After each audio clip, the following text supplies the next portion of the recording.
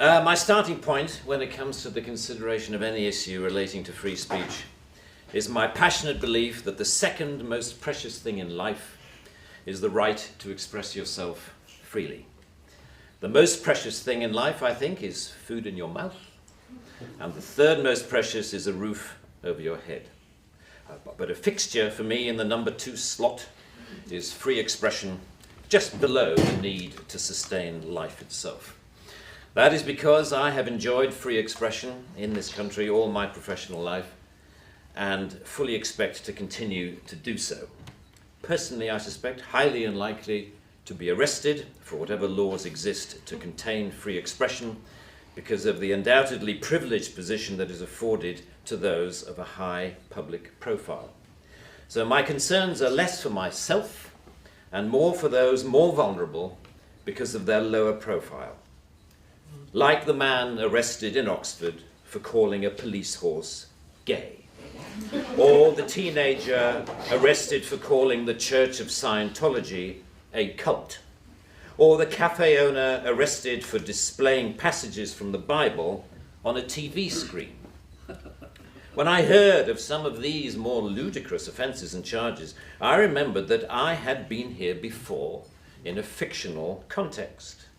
I once did a show called Not the 9 O'Clock News some years ago, and we did a sketch where Griff Rhys-Jones played Constable Savage, a manifestly racist police officer to whom I, as his station commander, is giving a dressing down for arresting a black man on a whole string of ridiculous, trumped-up and ludicrous charges. The charges for which Constable Savage arrested Mr. Winston Kadogo of 55 Mercer Road were these: walking on the cracks in the pavement, walking in a loud shirt in a built-up area during the hours of darkness, and one of my favourites, walking around all over the place. He was also arrested for urinating in a public convenience and looking at me in a funny way. Who would have thought that we would end up with a law that would allow life to imitate art so exactly? I read somewhere a defender of the status quo claiming that the fact that the gay horse case was dropped after the arrested man refused to pay the fine, and that the Scientology case was also dropped at some point during the court process, was proof that the law was working well, ignoring the fact that the only reason these cases were dropped was because of the publicity that they had attracted. The police sensed that ridicule was just around the corner and withdrew their actions. But what about the thousands of other cases that did not enjoy the oxygen of publicity, that weren't quite ludicrous enough to attract media attention? Even for those actions that were withdrawn, people were arrested, questioned, taken to court, and then released. That isn't a law working properly. That is censoriousness of the most intimidating kind, guaranteed to have, as Lord Dear says, a chilling effect on free expression and free protest. Parliament's Joint Committee on Human Rights summarised, as you may know, this whole issue very well by saying, while arresting a protester for using threatening or abusive speech may, depending on the circumstances, be a proportionate response, we do not think that language or behaviour that is merely insulting should ever be criminalised in this way. The clear problem with the outlawing of insult is that too many things can be interpreted as such. Criticism is easily construed as insult by certain parties. Ridicule easily construed as insult. Sarcasm, unfavourable comparison, merely stating an alternative point of view to the orthodoxy can be interpreted as insult. And because so many things can be interpreted as insult, it is hardly surprising that so many things have been, as the examples I talked about earlier show. Although the law under discussion has been on the statute book for over 25 years, it is indicative of a culture that has taken hold of the programs of successive governments, that with the reasonable and well-intentioned ambition to contain obnoxious elements in society, has created a society of an extraordinarily authoritarian and controlling nature. That is what you might call the new intolerance, a new but intense desire to gag uncomfortable voices of dissent. I am not intolerant, say many people, say many softly spoken, highly educated, liberal-minded people. I'm only intolerant of intolerance.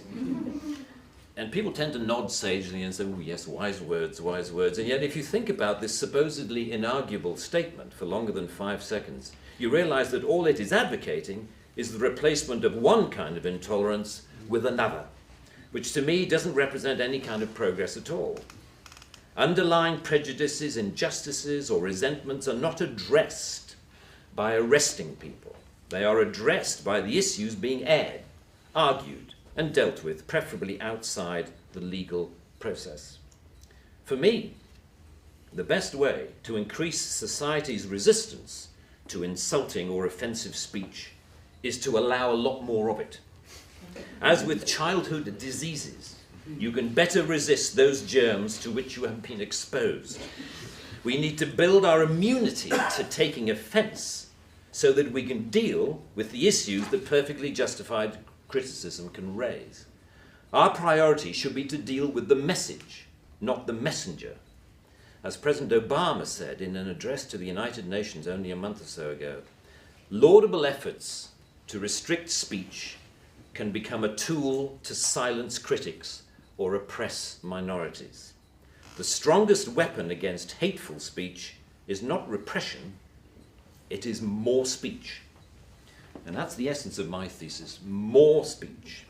If we want a robust society, we need more robust dialogue, and that must include the right to insult or to offend. And even if, as Lord Dear says, the freedom to be inoffensive is no freedom at all. The repeal of this word in this clause will be only a small step, but it will, I hope, be a critical one in what should be a longer-term project to pause and slowly rewind a creeping culture of censoriousness. It is a small skirmish in the battle, in my opinion, to deal with what Sir Salman Rushdie refers to as the outrage industry. Self-appointed arbiters of the public good, encouraging media-stoked outrage to which the police feel under terrible pressure to react. A newspaper rings up Scotland Yard. Someone has said something slightly insulting on Twitter about someone who we think a national treasure. What are you going to do about it? And the police panic and they scrabble around and then grasp the most inappropriate lifeline of all, Section 5 of the Public Order Act, that thing where you can arrest anybody for saying anything that might be construed by anyone else as insulting. They don't seem to need a real victim. They need only to make the judgment that somebody could have been offended if they had heard or read what has been said. The most ludicrous degree of latitude. The storms that surround Twitter and Facebook comment have raised some fascinating issues about free speech, which we haven't really yet come to terms with. Firstly, that we all have to take responsibility for what we say, which is quite a good lesson to learn. But secondly, we've learned how appallingly prickly and intolerant society has become of even the mildest adverse comment. The law should not be aiding and abetting this new intolerance. Free speech can only suffer if the law prevents us from dealing with its consequences. I offer my wholehearted support to the Reform Section 5 campaign. Thank you very much.